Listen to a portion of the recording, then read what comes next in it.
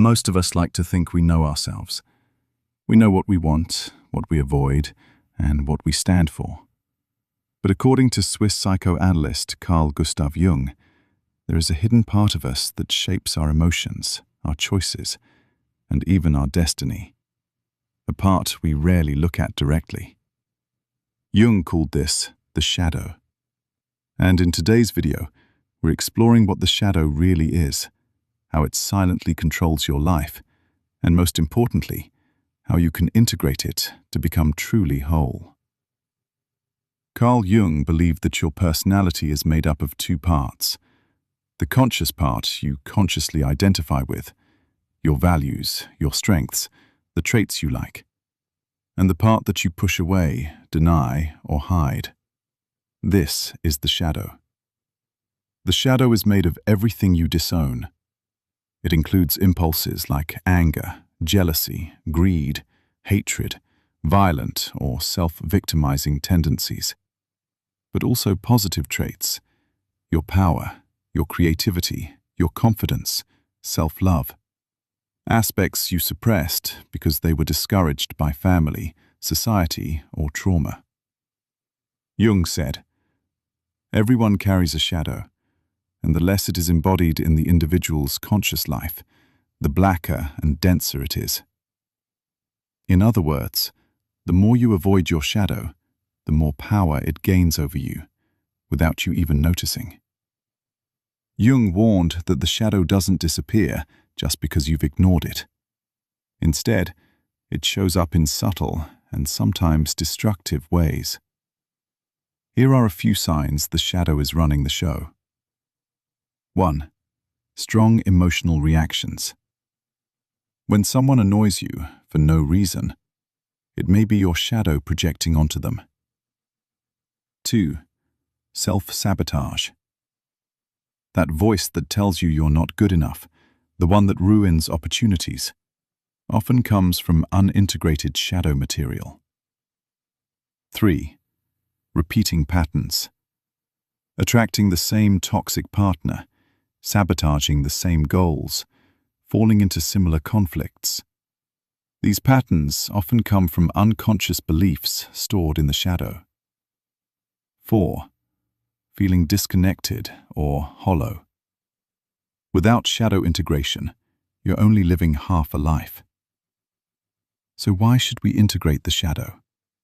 Shadow work isn't about fixing yourself.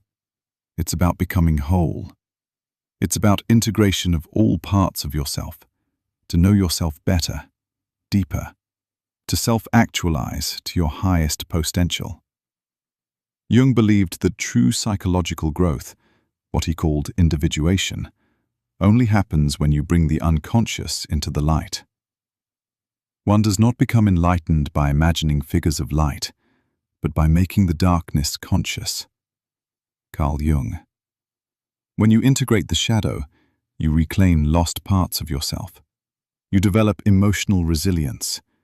You stop projecting your inner conflicts onto others. And you step into a more authentic, grounded, powerful version of yourself.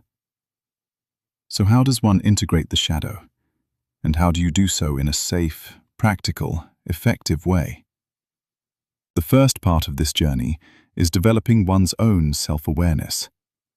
This means becoming aware of your triggers and being able to observe them as they happen, or at least reflect upon them after the fact. Jung believed the shadow reveals itself through emotional intensity. When you are triggered, it is often because there is a part of your shadow that resonates with the behavior or character that triggered you in the first place. Ask yourself, why did that bother me so much? What part of me is this affecting? What do I want to deny about myself in this situation? Your triggers are mirrors. They are a reflection of the most buried, painful to face parts of yourself. Now, once you become more self-aware of when your triggers happen, reflect upon them. Dig deeper. What are you unconsciously projecting in these situations? Projection is when you place these hidden shadow traits onto other people. If you think someone is arrogant, controlling, lazy, or selfish, ask yourself, have I ever acted that way? Is this something I fear becoming? Is this a trait of my own that I am ashamed to admit I have? Shadow work begins when you stop blaming and start reflecting. Do this by opening up a dialogue with your shadow. Jung frequently used active imagination to communicate with unconscious parts. This can look like sitting quietly, meditating. With eyes closed, visualize your shadow as a figure or presence. Maybe a younger, hurting version of yourself. Ask it questions. What part of you needs to be seen right now? Why are you hurting? When did this hurt first occur? Is this a childhood wound? Teenage wound? Write down its answers if you feel called down. This all might feel symbolic or imaginary, but this is how the unconscious speaks. Learn to settle your mind enough to listen for its answers.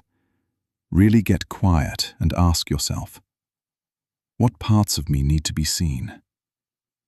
You see, the truest way to integrate a shadow is to shine a light on it, without judgment.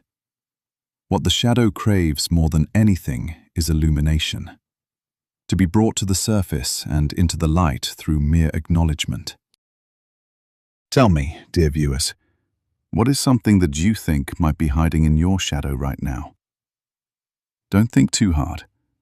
Trust your intuition. What is the first thing that came to mind? What needs to be seen and integrated? Leave a comment telling me what it is. Perhaps I can offer a suggestion on a best way to integrate that specific trait.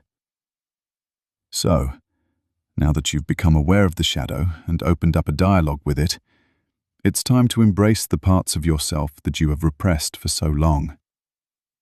Maybe you've repressed confidence because you were told to shut up and be quiet as a child. Well, now you can look at the confident, proud parts hiding within yourself and say, I am so glad you are here. This part of myself has helped me through so many challenges in my life. Thank you for that. There is no need to hide anymore. You are a part of me, and I accept you. Thank you. Maybe there are parts of you that feel needy for attention. Maybe you were not seen enough as a child, and now you are hyper-independent. Maybe you've convinced yourself that you don't need anyone else. During your meditations with the shadow, allow the parts of you that needed attention to come to the surface. Feel the pain of not having been seen when you needed it. Do not feel weak or embarrassed for it. This is a part of you, and it is as much valid as the rest. Let your inner child cry and tell it, don't worry. I am here now to take care of you. I see you. I feel your pain. You are valid, and I love you. Awareness and emotional processing of the shadow are important parts of integrating.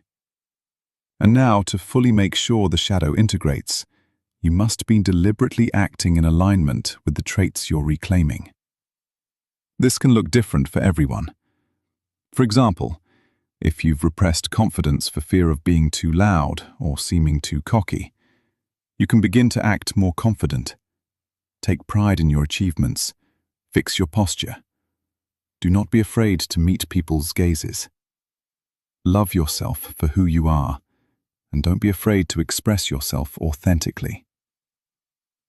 For someone who might be hyper-independent due to not having received enough love or attention, this process might look like asking for help when you need it. It might mean being vulnerable with your friends and loved ones, and opening up about the ways they might have hurt you. For others still, this might mean expressing your needs, setting a boundary, allowing yourself to feel anger safely, embracing creativity, speaking your truth.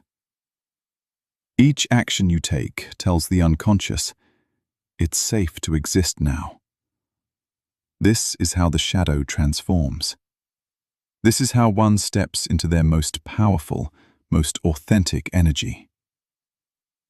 Unfortunately, dear viewers, shadow work isn't a one-time task.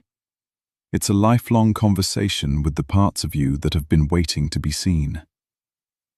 Jung believed the goal of life is individuation, the process of becoming your true self. This is one powerful step on that path. When you integrate your shadow, you stop living reactively. You stop fragmenting your identity, and you step into a life of greater clarity, creativity, and inner freedom. You become whole. If you're ready for more videos on Jungian psychology, the unconscious mind, inner transformation, esotericism, and the occult, don't forget to like and subscribe. Consider sharing this video with a friend on a similar healing journey. And remember, your shadow isn't your enemy. It's your guide. Thank you for watching.